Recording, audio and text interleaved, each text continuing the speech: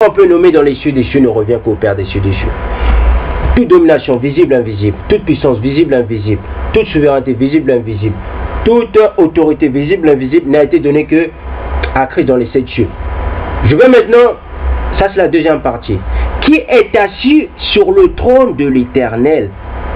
Je ne vais pas dire sur le trône de Dieu, parce que Christ est Dieu. L'Éternel c'est une autre catégorie. L'Éternel veut dire celui qui vit hors du temps et de l'espace, celui qui vit hors de tout ce que tu peux dire. Parce que la réalité transcendante, dans la réalité transcendante, ça dépasse la capacité de penser. Vous comprenez? C'est ça la réalité transcendance. Donc, poursuivons mes soeurs, tant aimées que j'aime beaucoup, et mes frères, tant aimés que j'aime beaucoup. Hein? On va apprendre Ézéchiel. Hein? Je vais poursuivre parce que dans l'autre partie, je l'avais pas terminé Ézéchiel. Donc, par respect, il va falloir que je continue parce que je peux pas faire une rebobinage, comment je peux dire, faire un petit ne pas terminer, c'est un manque de respect. Je vous respecte tant, donc je vais poursuivre, je vais prendre Ézéchiel 1 pour la deuxième fois. Ézéchiel 1, 26 jusqu'à 28. Au-dessus de la bouche céleste qui était sur leur tête, il y avait quelque chose de similaire à une pierre de saphir. Donc le pierre de saphir, c'est le trône, hein, qui ressemblait à un trône, et sur cette forme de trône apparaissait quelqu'un dont l'aspect ressemblait à celui d'un homme tout en haut. C'était Christ. Hein. J'ai vu comme un éclat insolent, comme du feu qui l'enveloppait tout autour. C'est Christ. Depuis ce qui semblait être ses hanches jusqu'en haut et depuis ce qui semblait être ses hanches jusqu'en bas, j'ai vu quelque chose de similaire à du feu. Une lumière qui rayonnait tout autour. C'est Christ. Cette lumière qui rayonnait tout autour de lui avait le même aspect que l'arc-en-ciel dans les nuages un jour de pluie. C'était un reflet de la gloire de l'Éternel. On dit que c'était un reflet. On dit que c'était un reflet. Hein? Je continue. À cette vue, je suis tombé le visage contre terre, puis j'ai entendu quelqu'un qui me parlait. Donc c'est Christ. On dit un reflet. Qu'est-ce que ça veut dire? Un reflet veut dire l'ombre, veut dire la trace. Vous ne me comprenez pas? Je vais prendre Hébreu. Hein, mes soeurs bien-aimées, tant aimées que j'aime beaucoup. Je vais prendre Hébreu. Vous allez voir que Christ est le reflet de l'Éternel. Christ n'est pas l'Éternel. Christ est Dieu. Christ n'est pas le Fils de Dieu puisque Christ est Dieu. Christ est le Fils de l'Éternel. Car l'Éternel veut dire ce qui est en dehors de tout ce que tu peux qualifier. L'Éternel veut dire ce que... Ça veut aussi dire dépourvu de nom et de nombre. Donc l'Éternel, c'est une autre qualification. Ça dépasse tout ce que tu peux dire dans le monde matériel, dans le monde astral, dans le monde spirituel. Hein? Faut bien comprendre. Christ est Dieu, mais Christ est le Fils de l'Éternel. Christ n'est pas le Fils de Dieu puisqu'il est Dieu lui-même. Donc je poursuis. Je vais prendre Hébreu 1. Après avoir autrefois de nombreuses reprises et bien des manières parlé à notre ancêtre par les prophètes, Dieu dans ces jours qui sont les derniers nous a parlé par le Fils. C'est faux. Christ est Dieu. Mais sinon Christ est le Fils de l'Éternel. Il a établi héritier de toutes choses et c'est par lui aussi qu'il a créé l'univers. Donc vous voyez, c'est Christ qui a créé l'univers, comme Apocalypse 3 qui le dit. Hein? Donc c'est Christ qui a créé l'univers. C'est la parole de Dieu qui a créé l'univers, comme Jean 1, comme Genèse 1. Le Fils est le reflet de sa gloire. Donc vous voyez, Ézéchiel 1 va avec Hébreu 1. Mes chers tant aimés, que j'aime beaucoup. Donc vous voyez, lui qui est assis sur le trône, c'est Christ. C'est Christ qui est assis sur le trône. Vous comprenez? Hein? On est vraiment dans le temps de la fin. Mes frères, mes soeurs, il faut vous réveiller. On est dans le temps de la fin. Après YouTube, il va falloir passer à autre chose. Parce que le temps est en train de presser. Hein? On le sait tous. Les hommes forts, les hommes qui ont l'esprit, il faut de l'action. On en a besoin de l'action, de l'adrénaline. Hein? Parce qu'on a de l'amour pour le peuple bantou. Moi, j'ai de l'amour pour le peuple bantou. Même si je suis dur avec vous, j'ai de l'amour. Il faut que je sois dur avec vous. Donc, je poursuis. Donc, on dit que le Fils est le reflet de sa gloire. Donc, Ézéchiel 1 aussi dit qu'il avait vu le reflet de l'Éternel. Donc vous voyez, c'est Christ qui était assis sur le trône. Vous comprenez? Mais Christ a un Père. Parce que Apocalypse 3 le dit, Christ ne peut pas mentir. Si tu refuses ça, mon frère ou ma soeur, tu es jugé dès l'instant que tu refuses cela. Je ne blague pas. Donc je continue. Le Fils est le reflet de sa gloire et l'expression de sa personnalité. L'Éternel a une personnalité. Pourquoi? Parce que l'Esprit a une personnalité. L'Esprit connaît les profondeurs de l'Éternel, de l'Esprit de l'Éternel. Vous comprenez? Donc, l'Éternel a une personnalité. Si l'Éternel a créé les cieux des cieux avec amour, parce que l'amour c'est une personnalité. Vous comprenez? C'est comme moi. Moi, j'ai une personnalité. Je suis quelqu'un qui aime beaucoup mes frères, mes soeurs. Donc, j'ai une personnalité. J'ai ma manière de vivre, donc j'ai une personnalité. Quand tu attribues l'éternel des choses, quand tu dis l'éternel est infini, l'éternel est amour, c'est une personnalité. Tu lui donnes une personnalité. Hein? Quand tu dis que l'éternel est infini, ça veut dire que tu lui donnes une personnalité. Donc, à tous ceux qui vont venir dire, oui, l'éternel n'a pas une personnalité, c'est faux. L'éternel a une personnalité. Mais l'éternel, ce n'est pas une personne, parce que l'éternel n'est pas fait de chair et d'os. Vous comprenez? Vous comprenez? Il faut bien comprendre ça. Il soutient tout par sa parole, puis après avoir accompli au travers de lui-même la purification de nos péchés, s'est assis à la droite de la majesté divine dans le lieu très haut. C'est faux. Christ n'est pas assis à la droite. Christ est assis sur le trône du Père éternel. Christ est assis sur le trône de son Père éternel. Vous comprenez cela? Lisez bien Apocalypse 3. Il est ainsi devenu d'autant supérieur aux anges qu'il a hérité d'un nom bien plus remarquable encore que le leur. Vous comprenez? On dit que Christ a un nom remarquable. Jésus, ce n'est pas son nom. Si vous refusez ça, vous êtes jugé dès maintenant. Je ne blague plus, c'est fini les blagues. Quand je parle du trône de Dieu, c'est fini les blagues. Vous comprenez? De toute façon, on va parler du nom encore. Je pense que je vais encore faire une partie, je vais parler de l'église. Est-ce que je vais parler, je ne sais pas quel titre je vais donner, mais je vais dire, est-ce que le peuple, est-ce que l'église de l'Éternel doit prononcer le nom de Jésus? Je vais vous dire que, je vais vous démontrer que Jésus, c'est pas son nom. Christ ne vient pas avec le nom de Jésus. Ah oui, tu le veux ou pas, mon frère ou ma soeur, les bantous qui sont dans la vérité vont l'accepter. De gré ou d'amour, ils vont l'accepter. Pas de force, mais de gré ou d'amour. Parce qu'on n'oblige pas les gens à accepter. Si tu ne veux pas être sauvé, ça ne tient qu'à toi. Donc, je poursuis. Donc, je vais prendre Apocalypse. Je vais prendre Colossiens 2. Hein? Colossiens 2. Colossiens 2. Colossiens 2. Je vais prendre Colossiens 2. Vous allez voir. Vous allez voir c'est qui Christ. Vous allez voir que celui qui est assis sur le trône, c'est vraiment Christ. Hein? Encore. Colossiens 2. Colossiens 2. Colossiens 2, 8 jusqu'à 17. Hein? Faites attention que personne ne vous prenne au piège par la philosophie, par des tromperies sans fondement qui s'appuient sur la tradition des hommes, hein, sur la cabale, sur la tradition de tous les hommes. Et qui sortent de dire, oh, repartons au vaudou, tout ça. Ne repartez pas, mes frères, mes soeurs. Ne repartez pas. C'est un piège. Ils veulent vous ramener en enfer avec eux. Hein? Que tu sois peuple bantou, ou bien que tu sois égyptien, que tu sois couchiste, ne parle pas avec tes frères qui te disent de repartir à leur vaudou. Ne parle pas avec eux. Donc je continue. Qui s'appuie sur la tradition des hommes, sur les principes élémentaires qui régissent le monde, et non sur Christ. En effet, c'est en lui qu'habite corporellement toute la plénitude de la divinité. Donc vous comprenez, on dit que toute plénitude de la divinité, tout ce que l'Éternel, tout ce que l'Esprit, hein, c'est dans le Christ, c'est dans Christ. Donc quand tu vois Christ, tu vois l'Esprit de l'Éternel. Quand tu vois Christ, tu vois l'Éternel. Vous comprenez? Je poursuis. Vous avez tout pleinement en lui qui est le chef de toute domination, de toute autorité. Toute domination, je vais en parler avec le temps. Si l'Éternel me donne l'esprit de connaissance, je vais parler des autorités de domination. Je poursuis.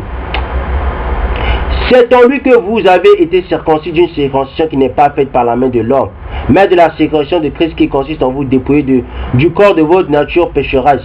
Écoutez bien, le baptême d'eau, c'est quoi le baptême d'eau? Je vais vous le dire tout de suite, le baptême d'eau. Donc je poursuis, c'est l'Écriture qui va vous le dire.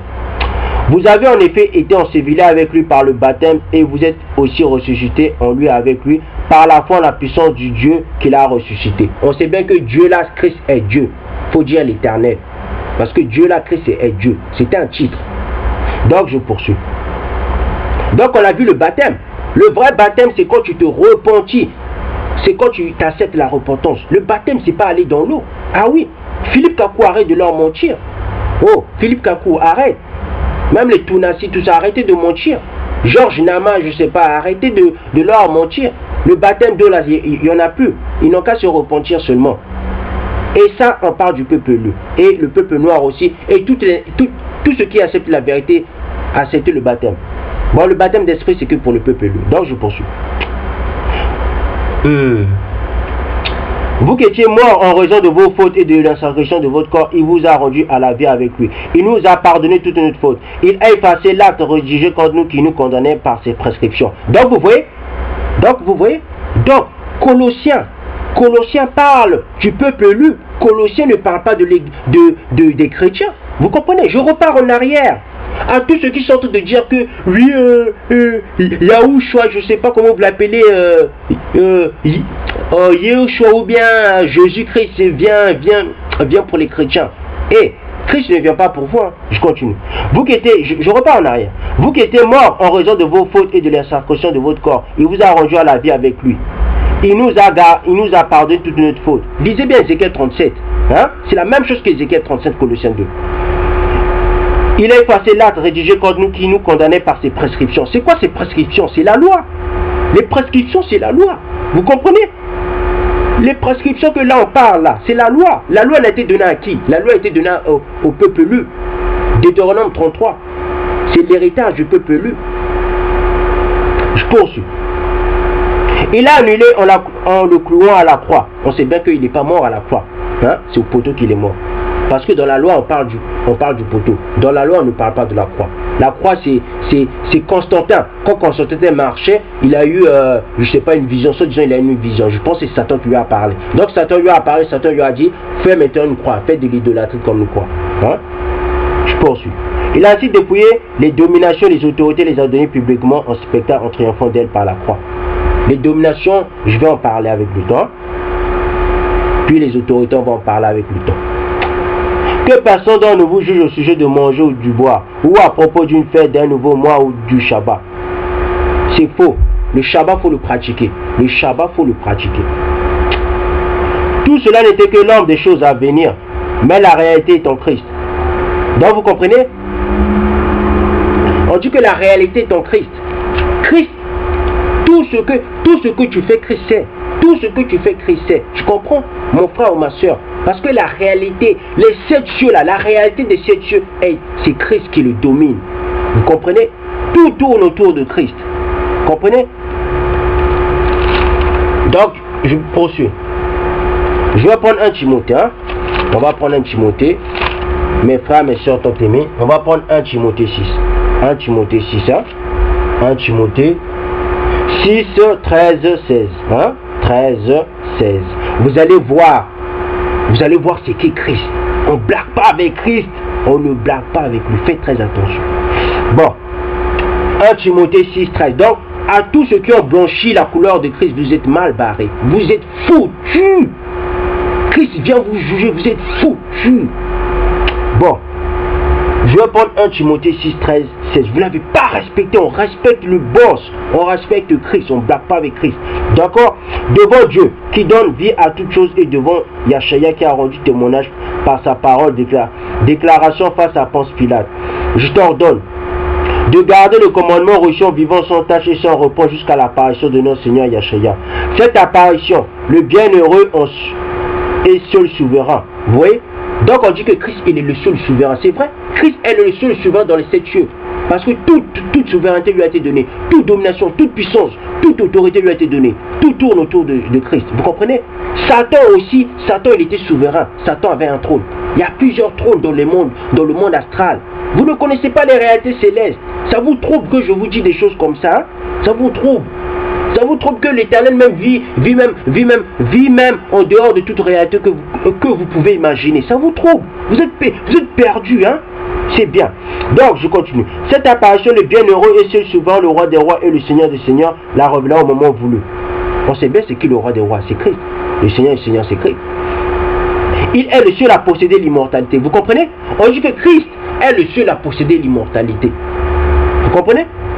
Donc à tous ceux qui disent que Christ il est mort, puis c'est l'Éternel qui l'a ressuscité. Oui, c'est l'Éternel qui l'a ressuscité, mais c'est lui-même. Parce que l'Éternel savait bien qu'il ne pouvait pas mourir, Christ. Christ ne peut pas mourir, il est immortel.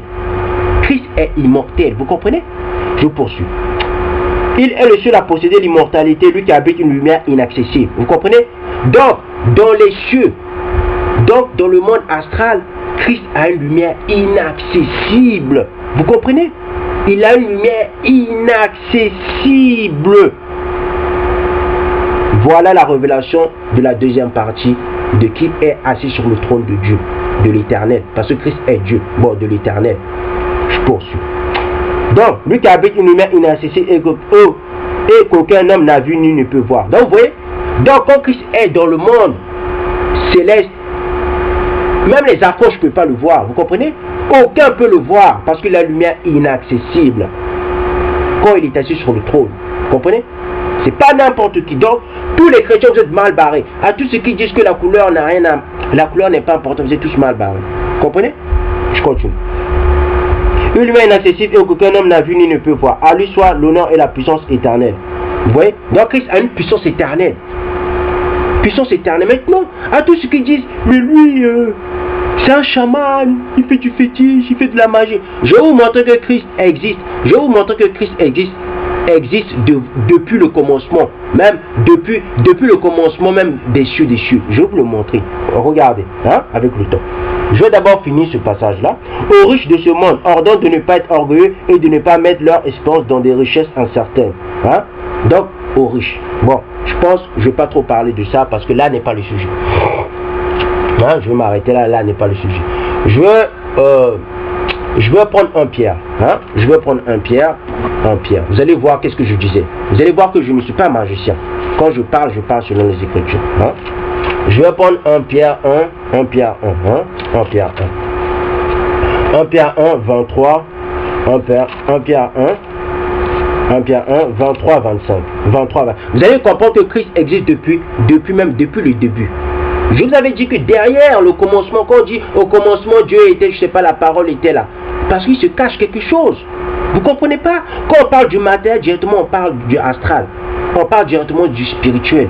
Christ existe depuis longtemps, depuis le début. C'est pour ça que Christ a été extériorisé. Mais Christ n'est pas le seul extériorisé. Il existe beaucoup d'extériorisés. Vous comprenez? Il existe beaucoup d'extériorisés. Il existe beaucoup des cieux. Vous comprenez? Il existe beaucoup des cieux. Je dis même beaucoup des cieux. Il existe beaucoup des cieux. Vous comprenez? Bon, je vais vous montrer que Christ existe depuis le commencement. D'accord? Bon, 1 Pierre 1, 23, 25.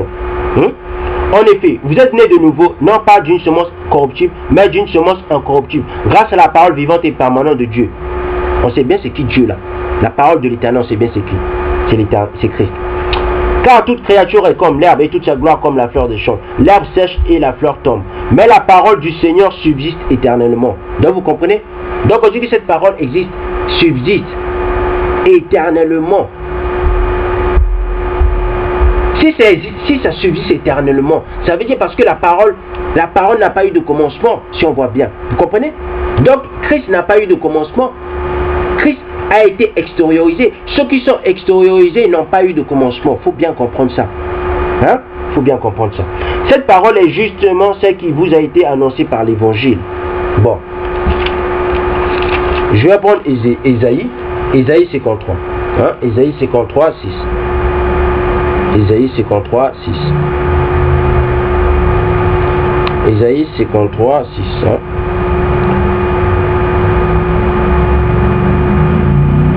Ésaïe 53, 6.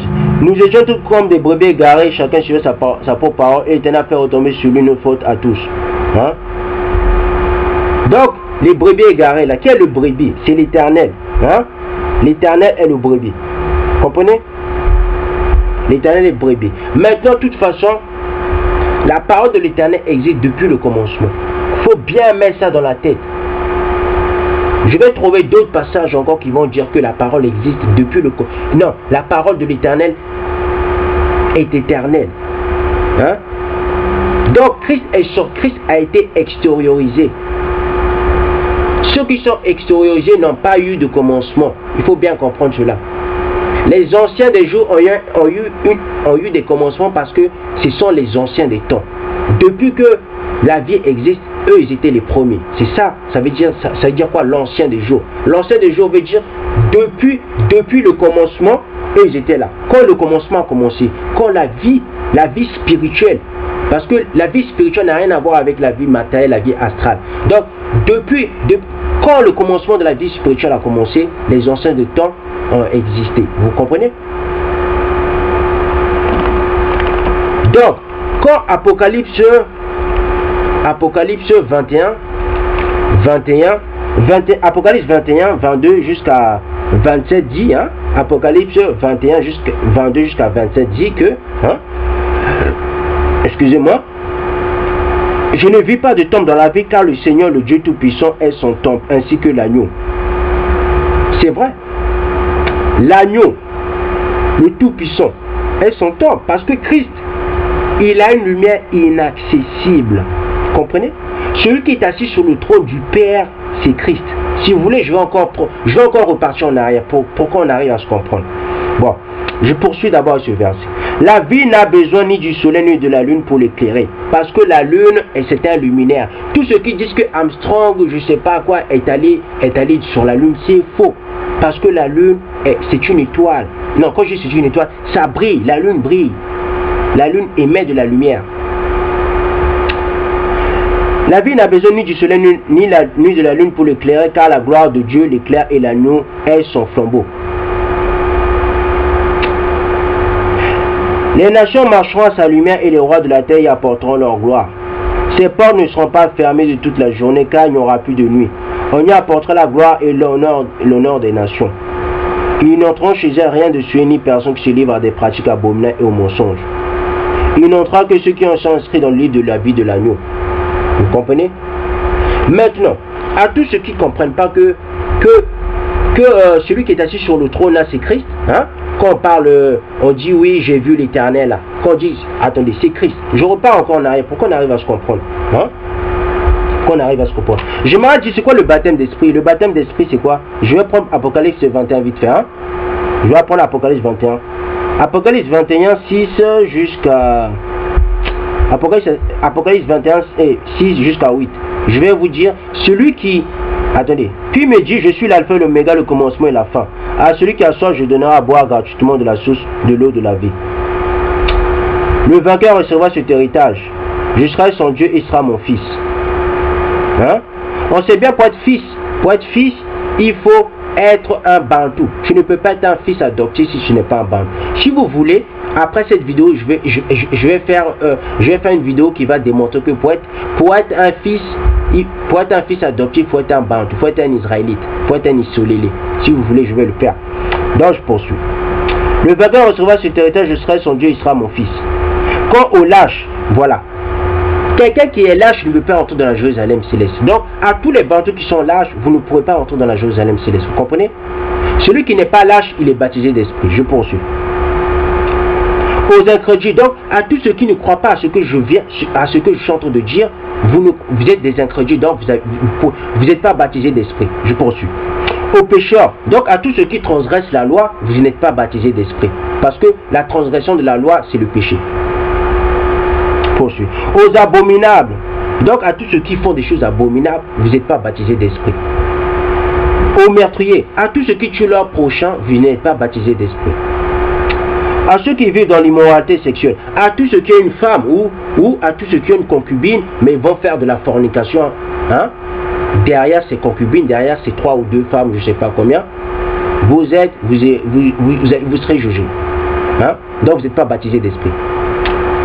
À ceux qui vivent dans l'immoralité sexuelle, aux sorciers. Donc à tous ceux qui font des fétiches, à tous ceux qui font du spiritisme, à tous ceux qui font de la divinisation, vous êtes tous des sorciers, vous n'êtes pas baptisés d'esprit, vous n'irez pas dans la Jérusalem céleste. À tous les Égyptiens qui font du spiritisme, qui font des choses abominables, vous ne pourrez pas entrer dans la Jérusalem céleste. Je poursuis. Aux idolâtres, donc à tous ceux qui font, à tous les protestants, à tous les chrétiens, vous ne pourrez pas entrer dans la Jérusalem céleste. Parce que vous priez des images taillées, vous priez un Jésus, vous ne savez pas comment Christ est, mais vous le priez quand même, et vous blanchissez Christ, donc vous êtes tous des idolâtres. Vous ne pourrez pas entrer dans notre Jérusalem à nous, la Jérusalem des Bantous, d'Israël, d'Isolélé. Et à tous les menteurs, à tous les menteurs, à tous ceux qui ne disent pas la vérité à vos frères. Moi j'ai de l'amour de mes frères, de mes soeurs. Je dis que la vérité. Donc à tous ceux qui mentent au Bantou, vous êtes foutus. Vous n'êtes pas baptisés d'esprit. Vous ne pourrez pas rentrer dans la Jérusalem céleste qui arrive. C'est juste après le millénaire, il y aura une Jérusalem. Même Le millénaire qui arrive, il y aura aussi une Jérusalem. Ah oui? Ah oui? Lisez bien Isaïe 66, Isaïe 54, Isaïe 51. Il y aura une Jérusalem qui arrive. Une Jérusalem précieuse. Donc je poursuis. L'on passera dans les temps ardents du feu du souffle, c'est la seconde mort. Donc vous comprenez? À tous les lâches, à tous les bantous qui ne croient pas à la vérité que je vous apporte, qu'on vous apporte, vous n'irez pas dans la Jérusalem céleste. Tu auras beau dire Jésus, Jésus, tu n'auras pas. Bon, je poursuis. Je prends Apocalypse 3, 12. Vous allez voir que Christ vient avec la Jérusalem. Il dit, qu'est-ce que Christ dit? Apocalypse 3, 12. Il dit, du vainqueur je ferai un pilier dans le temple de mon Dieu. On sait bien que Christ, il est Dieu. Mais là, il parle, le temple là, le temple, il parle de l'esprit. Hein? L'esprit, c'est le temple. Je ferai un pilier dans le temple de l'esprit. Et il n'en sortira plus jamais. Je créerai sur lui le nom de mon Dieu. C'est faux. Parce qu'il est Dieu déjà. Mais il créera le nom de son Père, de l'Éternel. Celui de la ville de mon Dieu. La nouvelle Jérusalem qui descend du ciel. Donc, vous voyez? Donc, on dit qu'il y a une Jérusalem qui arrive sur la terre. Écoutez bien, il y a une Jérusalem qui arrive sur la terre. Vous comprenez? Je poursuis. D'auprès de mon Dieu ainsi que mon nom nouveau. Donc, Christ a un nom nouveau. Christ ne s'appelle plus Jésus. Christ ne s'appelle pas Jésus. Christ, il a un nom nouveau. Je poursuis. Que celui qui a des oreilles écoute ce que l'Esprit dit aux églises. Donc, vous voyez? Donc, là, c'est l'Esprit, là. Donc, là, on parle du baptême d'Esprit. Donc, celui qui est en train de rejeter ce baptême d'Esprit, Christ ne s'appelle pas Jésus. Ma soeur ou mon frère, tu l'appelles Jésus, hein? Tu ne fais pas, tu n'auras pas le nom de l'Éternel dans la Jérusalem, ma soeur. Je ne suis pas là pour vous blaguer, pour vous mentir. Car je sais que celui qui ment, il n'entrera pas dans la Jérusalem céleste. Pourquoi je vais mentir? Vous croyez que j'ai une tête, vous croyez que je suis un fou pour vous mentir, pour ne pas que je rentre dans la Jérusalem? Je prends encore Apocalypse 23, 21, qui dit, hein, pour que, là je suis en train de récapituler, je suis en train de faire le résumé, pour qu'on arrive à bien se comprendre. Apocalypse 3, 21 dit, le vainqueur, je le ferai asseoir avec moi sur mon trône, tout comme moi aussi j'ai vaincu et me suis assis. Vous comprenez? Je me suis assis. Assis sur quoi? Posez-vous la question sur un pragmatique. Christ est assis sur quoi? Il dit, je me suis assis avec mon Père. Vous comprenez? Il est assis avec son Père sur son trône. Donc Christ est assis sur le trône de son Père. Christ ne fait que un avec le Père. Vous comprenez? Donc je continue. Et me suis assis avec mon Père sur son trône. Donc Christ est assis avec son Père sur son trône. Donc quand tu vois Christ, tu vois le Père éternel. Vous comprenez? Que celui qui a des oreilles. Donc ma soeur, mon frère, si tu as des oreilles, écoute ce que je t'ai dit. D'accord, ma soeur ou mon frère? Donc que celui qui a des oreilles, écoute ce que l'Esprit dit aux églises. Donc ma soeur, si tu veux être baptisé d'Esprit, si tu veux rentrer dans la nouvelle Jérusalem, il faut que tu acceptes ma vérité. Sinon, ma soeur, tu auras